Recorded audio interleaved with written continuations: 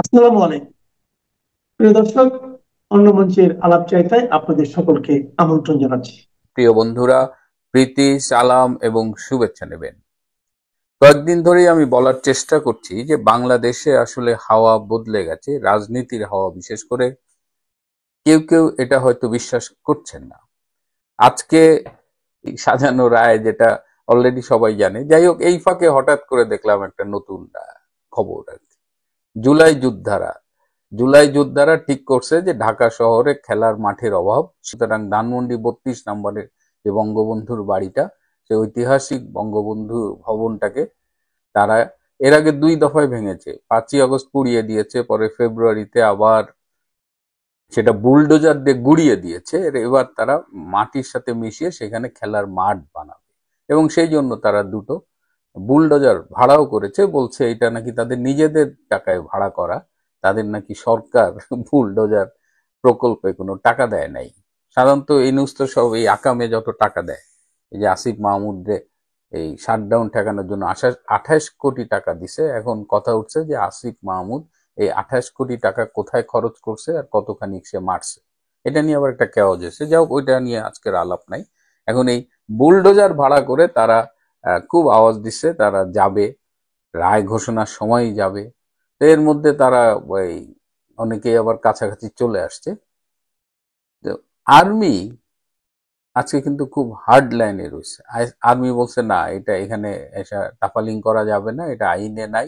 এই আর্মিকে আমরা দেখছি যে হাস্যকর ভাবে মানে আনসার বাহিনী হয়ে ফেব্রুয়ারি মাসে চলে যাইতে, 5ই আগস্ট তারা রক্ষা করেনি, কিন্তু আজকে তারা খুব ভাঙা বাড়ি রক্ষায় অন্তত তারা যে সাহসিকতার পরিচয় দিয়েছে, তাদের একটা ধন্যবাদ না জানালে দেশবাসী আপনারা হয়তো মাইন্ড করবেন।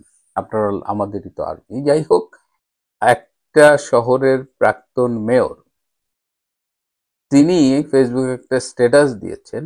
তিনি একটা অনুরোধ করেছিলেন যে 32-এর আশেপাশ থেকে সাধারণ মানুষজন যেন সরে যায়, তারা প্রস্তুত, যে কোনো অ্যাকশনে তারা যাবে। এবং এর মধ্যে যে ঘটনাটা ঘটেছে, এই বুলডোজার যেটা তারা ভাড়া করছে এই জুলাই যোদ্ধারা, সেই বুলডোজার আর্মি প্রথমে বুলডোজারের চাবি নিয়ে নিছে, তো বুলডোজার আর নড়াচড়া করতে পারে না। এরপরে ভাইঙা চুরা নাট বল্টু এগুলো খুইলা মোটামুটি বুলডোজারটাকে একেবারে মানে খুলে ভেঙে চুরে পালাইছে আর কি। এটাকে আবার রিঅ্যাসেম্বল করা যাবে কিনা, কারণ তারা হাতুড়ি দিয়ে পিটায় মুটায় ভাঙছে। আপনারা একটু ভিডিওটা দেখেন।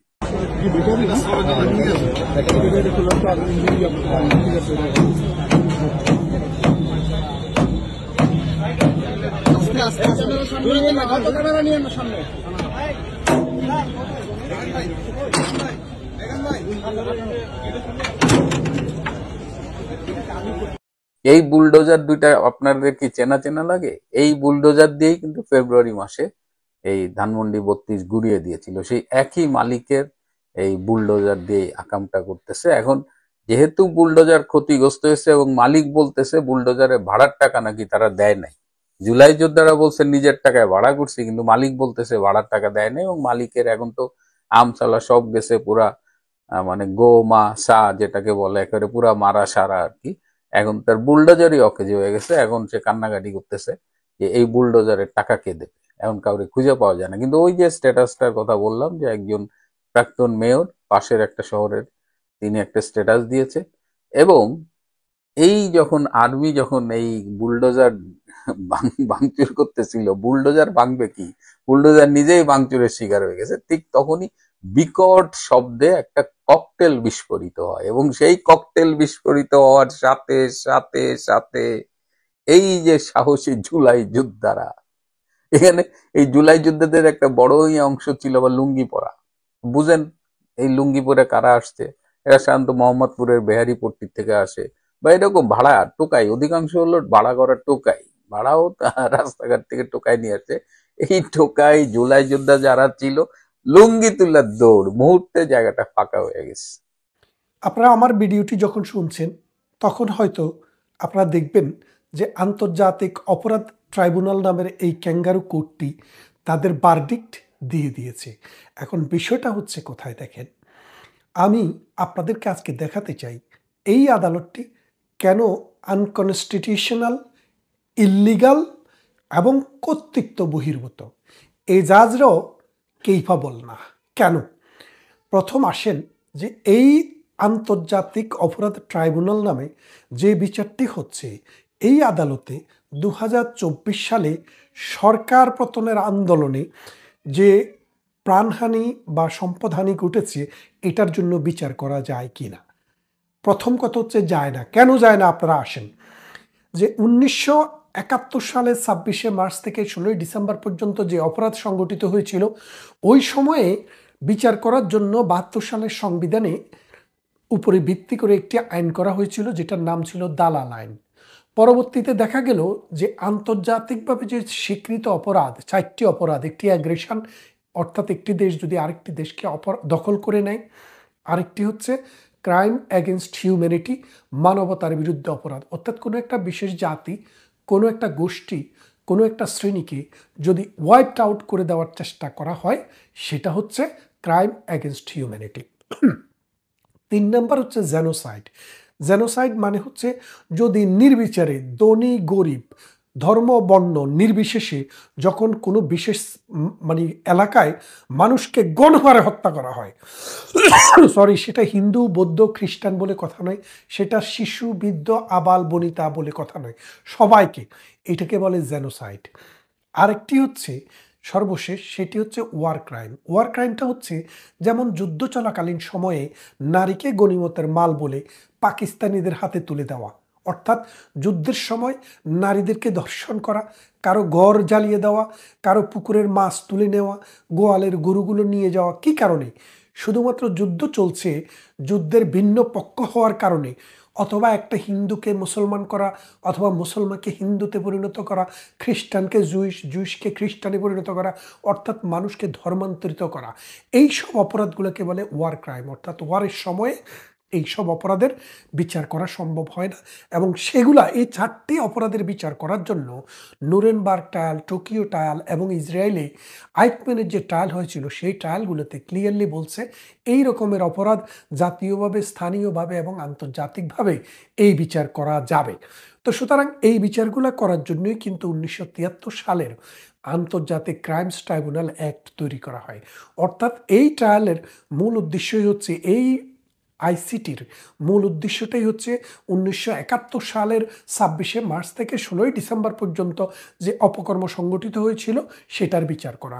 ধরে নিলাম আপনি ভবিষ্যতের জন্যও চান, তাহলে সেই রকম একটি যুদ্ধ হতে হবে, যুদ্ধকালীন যুদ্ধ অবস্থা থাকতে হবে, আর্মি এবং সেনাবাহিনী এবং সাধারণ মানুষ অথবা একটা বিশেষ গোষ্ঠী যুদ্ধে লিপ্ত হতে হবে।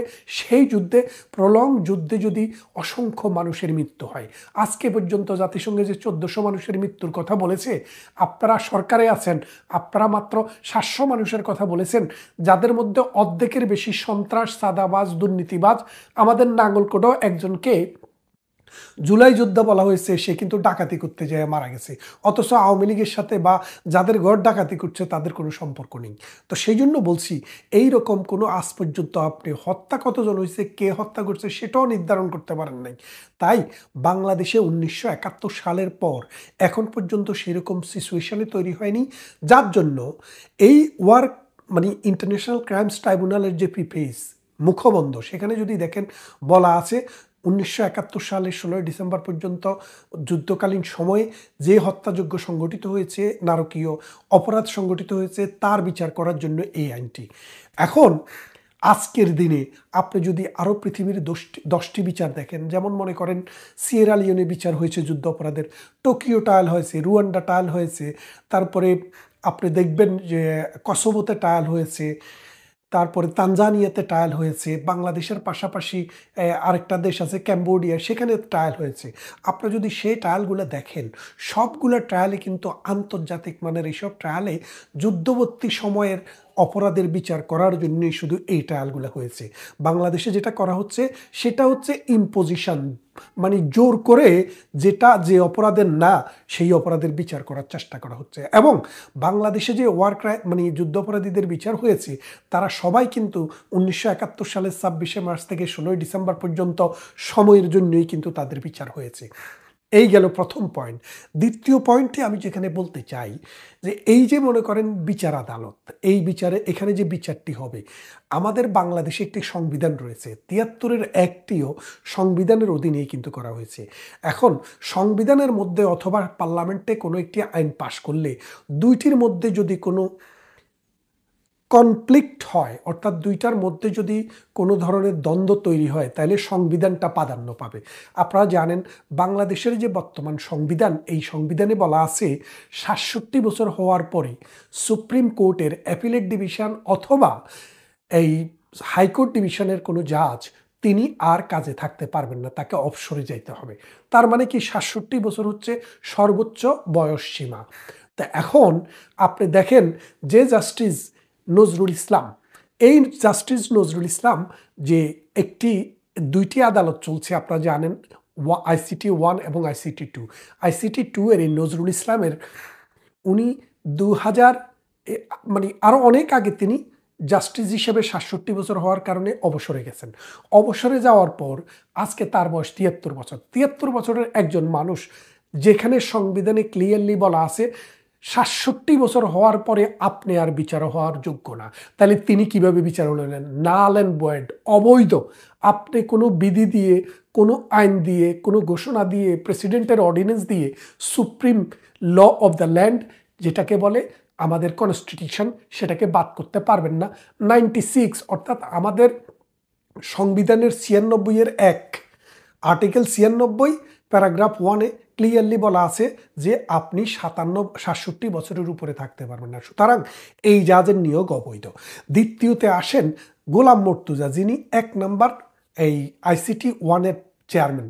তিনি ২০১৮ সালে তিনি এই ডিস্ট্রিক্ট জাজ, এডিশনাল ডিস্ট্রিক্ট জাজ অথবা ডিস্ট্রিক্ট জাজ থেকে তিনি অবসরে গিয়েছেন ৫৭ বছর বয়সে। ৬ বছর চাকরি করেছেন সিলেট ইন্টারন্যাশনাল ইউনিভার্সিটিতে ডিন হিসেবে। অর্থাৎ তিনি কিন্তু আর বিচার করাতেও নেই আর আইন প্রফেশনেও নেই, তাহলে তিনি কিন্তু আউট অফ দ্য স্কোপ, তার কোনো আর এখানে আসার সুযোগ নেই।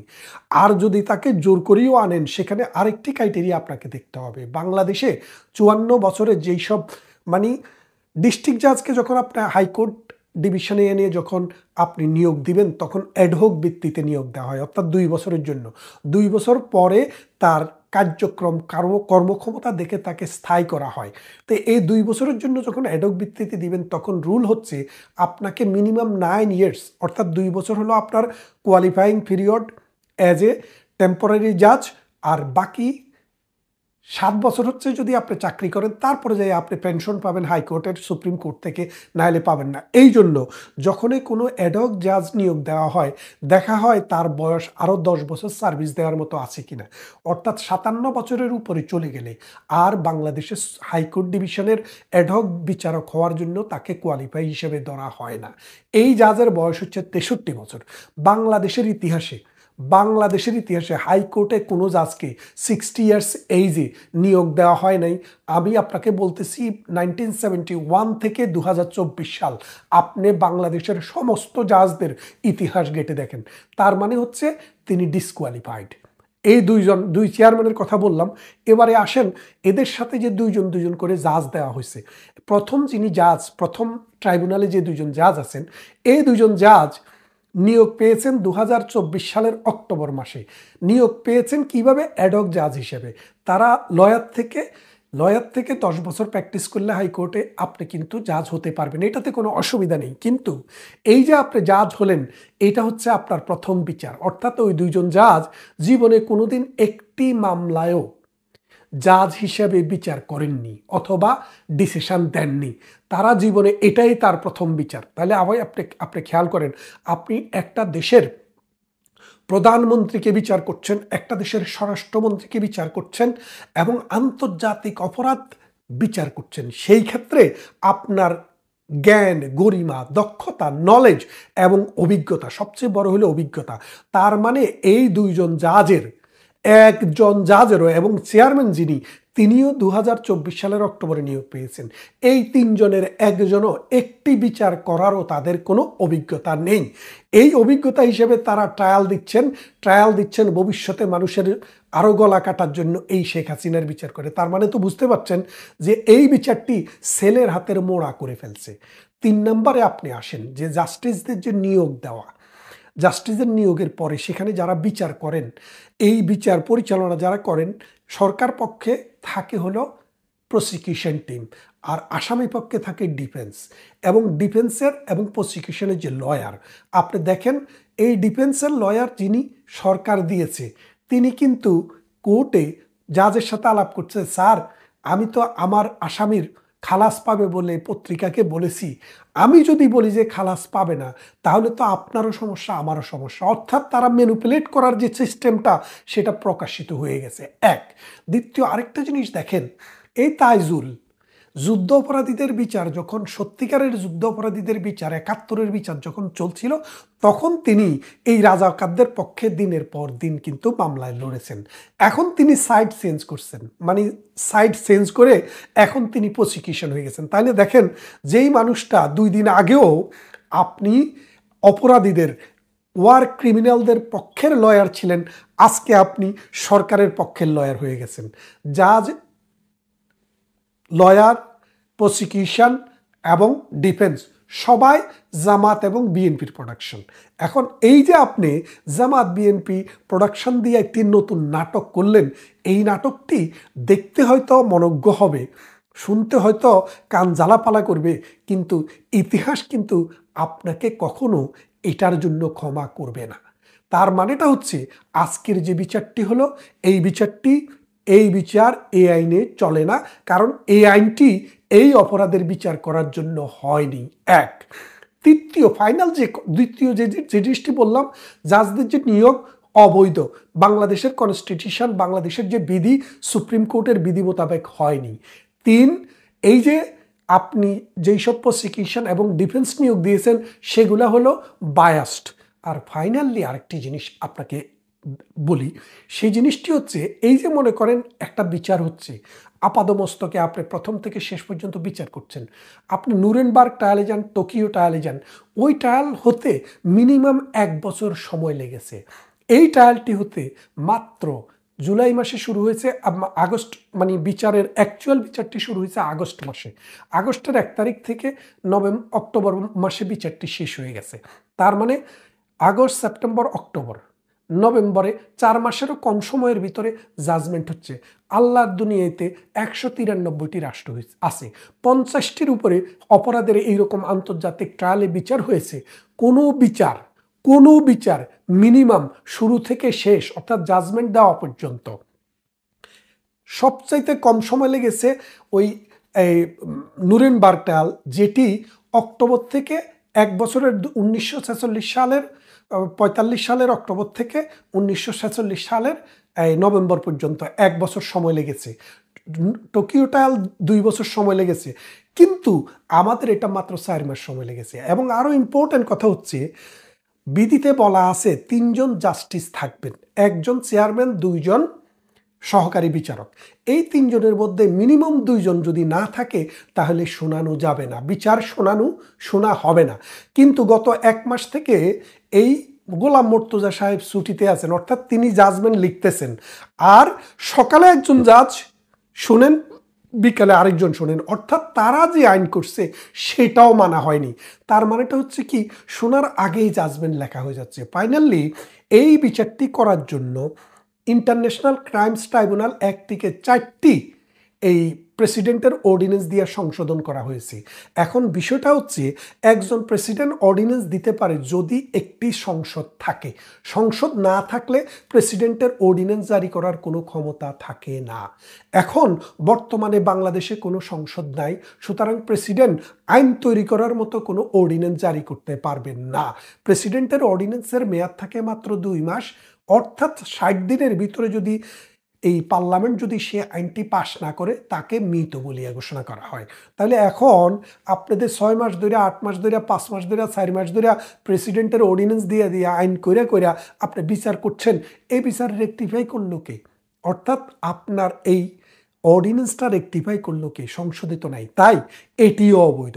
তার মানে হচ্ছে এই তাইজুলের ম্যানুফ্যাকচার, এই তাইজুলের ক্যাঙ্গারু কোর্ট ডে 1 থেকে end of the day total top to bottom corrupt, baseless, bias, against humanity, against natural justice এবং এগেনস্ট রুল অফ ল। ইতিহাস এখানেই শেষ নয়। শেখ হাসিনা, কামাল ভাই, ওদের বয়স হয়েছে, ওনারা হয়তো কোনো একটা সময় স্বাভাবিকভাবে মরে যাবেন। আমরা যারা মধ্যবয়সী অথবা আমাদের সন্তানরা, আমাদের প্রজন্ম, তারা আপনাদের আগে শেষ হয়ে যাবে না। এই বিচার এই বাংলার জমিনে ৭১-এর যে মহান মুক্তি সংগ্রামের যে স্পিরিট, সেই স্পিরিটে আমরা করে দেব।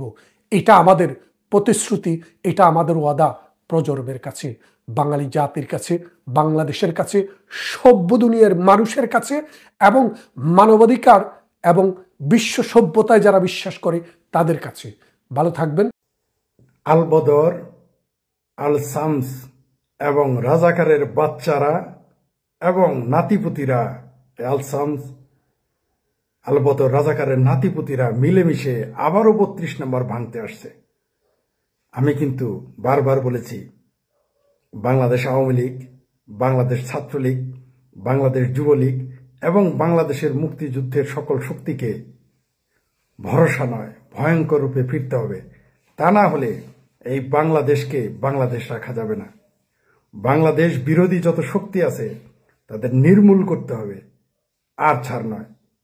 আপনারা দেখেছেন তো, এদের কোনোদিনই আপনি যতই সুযোগ সুবিধা দেন, যতই ছাড় দেন, এরা কোনোদিনই বাংলাদেশের জন্ম মেনে নিবে না। এরা কখনোই বাংলাদেশের মুক্তিযুদ্ধের যত স্মৃতি, মুক্তিযুদ্ধের যত চিহ্ন, তা তারা ধ্বংস না করে ছাড়বে না। এরা বঙ্গবন্ধুকে সহ্য করতে পারবে না। এরা বাংলাদেশের মানচিত্র পছন্দ করে না, করতে পারে না। এরা যদিও বাংলাদেশের পতাকা মাথায় বেঁধে এনে বাংলাদেশের পোস্ট কোড ৩২ নম্বর ভাঙতে আসে। সুতরাং আপনি যাদের মনে করতেছেন যে এদের ক্ষমা করে দিলেই এরা আপনাকে ক্ষমা করে দিবে, তা কখনোই করবে না, করে না। বাংলাদেশের মানুষ রাজাকার আল বদরকে ক্ষমা করে দিতে পারে। বাংলাদেশের মানুষ রাজাকার আল বদরকে ক্ষমা করে দিলেও রাজাকার আল বদর, আল শামস, তাদের বাচ্চা এবং তাদের নাতিপুতি মুক্তিযুদ্ধের পক্ষের মানুষকে কখনো ক্ষমা করে নাই, ভবিষ্যতেও করবে না। আজকে আপনারা তার প্রমাণ দেখতে পেয়েছেন। শেখ হাসিনার ফাঁসির রায়েতেও তারা খুশি নয়। তারা কি বলতেছে? ৩২ নম্বর ভাঙতে হবে। কেন ৩২ নম্বর ভাঙতে চায়? কেন ৩২ নম্বর ভাঙতে চায়? কি কারণে ভাঙতে চায়? তাদের একটাই রাগ, কারণ এই ৩২ নম্বর থেকে তাদের পেয়ারা পাকিস্তান ধ্বংস করে দেওয়া হয়েছে। তারা বলেছিল কিয়ামত পর্যন্ত পাকিস্তান টিকে থাকবে, কিন্তু তাদের পাকিস্তান ২৫ বছর বয়সে ভেঙে খান হয়ে গেছে। এই বেদনাতে তারা, এই দুঃখে প্রতিশোধ নিতে রাজাকার, আল বদর, আল শামস, তাদের বাচ্চা, তাদের নাতিপুতি সবাই মিলে ৩২ নম্বর ভাঙতে এসেছে। ডক্টর হুমায়ুন আজাদ স্যারের কথা আপনাদের মনে আছে তো, যে মুক্তিযোদ্ধা আজীবন মুক্তিযোদ্ধা নাও থাকতে পারে, কিন্তু রাজাকার আজীবন রাজাকার। তার প্রমাণ পেয়ে গেছেন তো। আমি আবারও বলতেছি, বাংলাদেশ আওয়ামী লীগ, বাংলাদেশ ছাত্রলীগ, বাংলাদেশ যুবলীগ এবং মুক্তিযুদ্ধের পক্ষের শক্তিদের ভরসা নয়, ভয়ঙ্কর রূপে ফিরতে হবে। তাছাড়া এদের আপনি কখনোই নির্মূল করতে পারবেন না। ৮০ মন ঘি কুত্তার লেঙ্গুরে ডললেও কুত্তার লেঙ্গুর কখনো সোজা হবে না। তেমনি পেয়ারা পাকিস্তানের লেঙ্গুর আপনি কোনোদিনই সোজা করতে পারবেন না। এদের বিরুদ্ধে শক্ত অ্যাকশনে যেতে হবে। আশা করি আগামীতে আর আওয়ামী লীগ এবং মুক্তিযুদ্ধের পক্ষের শক্তি এই ভুলটা করবে না, যে আবার তাদের ক্ষমা করে দিবে। আর একটা জিনিস বলি, ক্যাঙ্গারু কোর্টের শেখ হাসিনার বিরুদ্ধে যে রায় দিচ্ছে, এই রায়কে বাংলাদেশের জনগণ থোড়াই কেয়ার করে। মুক্তিযুদ্ধের পক্ষের মানুষ শেখ হাসিনার বিরুদ্ধে দেওয়া এই তথাকথিত ক্যাঙ্গারু কোর্টের রায়কে থোড়াই কেয়ার করে। বাংলাদেশ আওয়ামী লীগ তো এই রায়কে মানেই না। ছাত্রলীগ তো এই রায়কে মানবেই না, যুবলীগ তো এই রায়কে মানবেই না। তাদের এই প্রতারণা, তাদের সঠতা পৃথিবীর কাছে স্পষ্ট। তারা যে শুধুমাত্র শেখ হাসিনাকে ফাঁসি দেওয়ার জন্যই এই তথাকথিত আদালতে তথাকথিত বিচারের মাধ্যমে এই চ্যাঙ্গারু কোর্ট একটা রায় দিচ্ছে, যার কোনো ভ্যালুই নাই। আমরা দেখলাম যাদের বিরুদ্ধে হত্যা মামলা না হইল, যাদের হত্যা করা হয়েছে বলা হয়েছে, তারা দেখি শহীদানরা কবর থেকে ফিরে এসেছে। শেখ হাসিনার উকিল নাই, শেখ হাসিনার উকিল দেওয়া হয় নাই তার পক্ষে কথা বলার। এটা আন্তর্জাতিক মানের বিচার? এটাই আমরা দেখলাম বিএনপি যখন রাজাকার আল বদর আল শামসদের যুদ্ধ অপরাধীদের বিচারের জন্য আমরা গণজাগরণ মঞ্চে আন্দোলন করলাম এবং তাদের ফাঁসির রায় কার্যকর করলাম, তখন মির্জা ফখরুল সাহেবরা কত কথা বললেন। এখন তারা কোথায়? আসলে বাংলাদেশ দুই ভাগে বিভক্ত। মুক্তিযুদ্ধের পক্ষ আওয়ামী লীগ এবং মুক্তিযুদ্ধের এবং আওয়ামী লীগের বিপক্ষে একটি দল। বাংলাদেশ এখন দুই ভাগে বিভক্ত, আওয়ামী লীগ মুক্তিযুদ্ধ এবং আওয়ামী লীগ মুক্তিযুদ্ধের বিরোধী একটি দল। বাংলাদেশ আর কোনো জায়গা নেই কোনো দলের, এখন অবস্থান দুইটি।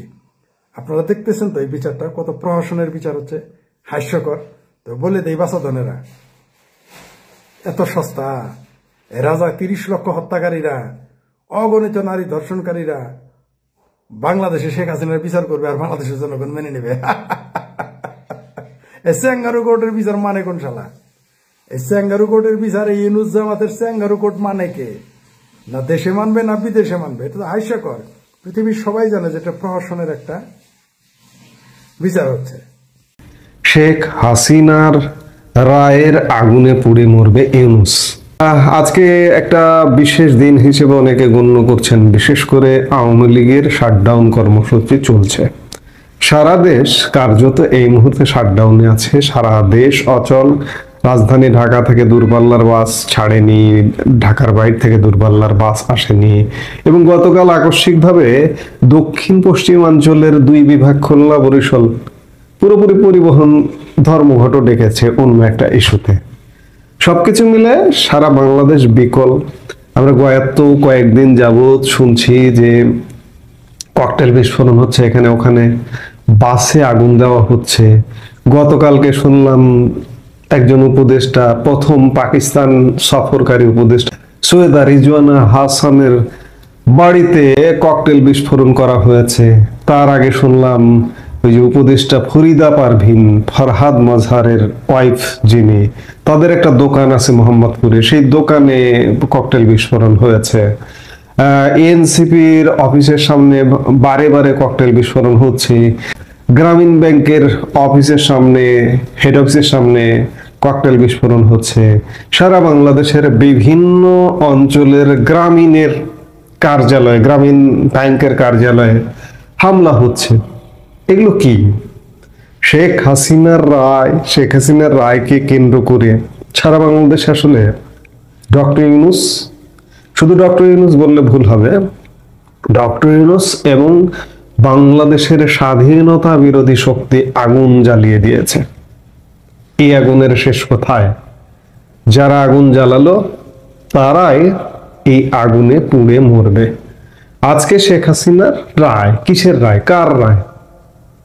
এই যে বর্তমানে যে সরকারটা, এই সরকারটা কিসের সরকার, কার সরকার? আপনার সরকার, আমার সরকার? এটা কি নির্বাচিত সরকার? একটা সুপ্রিম কোর্টের রেফারেন্স, সেই রেফারেন্সটার সঠিক কিনা বা সেই রেফারেন্সটা ভুয়া কিনা, সে ব্যাপারেও $বিলিয়ন কোশ্চিন আছে। এই কোশ্চিনকে কেন্দ্র করে আদালতে রিট পিটিশন পর্যন্ত করেছিলেন একজন আইনজীবী, সেটি খারিজ করে দেওয়া হয়েছে। স্বাভাবিকভাবে, যেহেতু অবৈধভাবে দখল করা সবকিছু, আদালত, আইন সবকিছু, কাজেই খারিজ করে দেবে, এটি স্বাভাবিক। যে সরকারটি বৈধ কিনা এই প্রশ্নটা আছে, সেই সরকারের ট্রাইব্যুনাল, আন্তর্জাতিক অপরাধ ট্রাইব্যুনাল, সেটি কিভাবে বৈধ হয়? এবং সেটির জন্ম তো এই কারণে নয়, আজকে শেখ হাসিনার বিচার করা হচ্ছে। এটা 1971 সালের যুদ্ধ অপরাধী কিংবা মানবতা বিরোধী অপরাধীদের বিচার করবার জন্য এই ট্রাইব্যুনালটা। সেই ট্রাইব্যুনালটাকে নিজেদের মতো প্রতি সপ্তাহে আইন সংশোধন করে নিজেদের মতো গড়ে তুলে সেই ট্রাইব্যুনালে সাজানো গোছানো একটা রায় দেওয়া হচ্ছে। তাতে কি যায় আসে? এবং এই রায় কারা দিচ্ছে? এখানে বিচারক কারা? সব জামাতি। এই ট্রাইব্যুনালে কিন্তু জামাতের নেতাদের ফাঁসিতে ঝোলানো হয়েছিল, রায় দিয়ে ফাঁসিতে ঝোলানো হয়েছিল। এই ট্রাইব্যুনালটা পুরো ঘুরে গেছে। এক সময় ছিল জামাতের বিরুদ্ধে, যুদ্ধাপরাধীদের বিরুদ্ধে বিচারের ট্রাইব্যুনাল, সেই ট্রাইব্যুনালটাকে এখন জামাত দখল করেছে। বিচারকরা জামাতের, প্রসিকিউটররা জামাতের, চিফ প্রসিকিউটর জামাতের। এই ট্রাইব্যুনালের সাথে যারা যুক্ত আছে তারা সবাই জামাতের।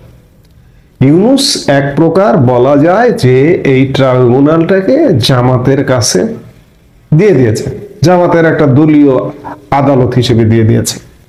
সেই আদালত শেখ হাসিনার রায় ঘোষণা করবে। আমরা যে মুহূর্তে কথা বলছি সেই মুহূর্তে হয়তো রায় ঘোষণা শুরু হয়ে গেছে, বা ভিডিওটা যখন প্রচার হচ্ছে তখন রায় ঘোষণা চলছে। এই রায় নিয়ে এত আগ্রহের কি আছে? এই রায় তো জানাই আছে যে এই রায়টা কি হবে। এই রায় শেখ হাসিনার একটা সাজানো ফাঁসি দেবে, তাতে কি যায় আসে? যে সরকারটাই বৈধ নয়, যে আদালতটাই বৈধ নয়, যে আদালত রায় দেবে সেই আদালতের রায়টা বৈধ হয় কিভাবে? প্রশ্নই আসে না। আসলে এদের মরণের পুরোপুরি পাখা গদিয়ে গেছে। আমি গতকালকে সোশ্যাল মিডিয়ায়, ফেসবুকে একটা স্ট্যাটাস দিয়েছিলাম যে কতই না আরামে ছিলেন তারা। আওয়ামী লীগ ক্ষমতাকালে আওয়ামী লীগের গোষ্ঠী উদ্ধার করেও কেউ সুদের ব্যবসা করেছেন, কেউ বিভিন্ন পণ্যের ব্যবসা করেছেন। যেমন এই যে ফরিদা আক্তার, তার একটা দোকান আছে, দোকানে পণ্য বিক্রি করেন। ডক্টর ইউনূস গ্রামীণ ব্যাংকের মাধ্যমে সুদের ব্যবসা করেন, আবার পরিবেশ নিয়ে ব্যবসা করেন, বিদেশি ফান্ড টান এনে, এই যে সৈয়দা রিজওয়ানা হাসানরা, কিংবা বিভিন্ন এনজিও বিভিন্ন ব্যবসা করেন। এই ব্যবসাগুলো কত আরামে আওয়ামী লীগের একদিকে 14 গোষ্ঠী উদ্ধার করেছে আওয়ামী লীগ ক্ষমতাকালে, আর একদিকে আওয়ামী লীগের গোষ্ঠী উদ্ধার করেও তারা আরামে ব্যবসা বাণিজ্য ফুলে ফেপে উঠেছেন। শুধু এদের কথা বললে হবে না, এই যে জামাত শিবির আজকে যে মরণ কামড় দিতে বসেছে স্বাধীনতার পক্ষের মানুষজনকে, মুক্তিযুদ্ধকে, এমনকি মুক্তিযুদ্ধ নেতৃত্ব দেওয়া আওয়ামী লীগকে মরণ কামড় দিতে বসেছে, তারাও কতই না আরামে এই দেশে ব্যবসা বাণিজ্য করে খেয়েছে।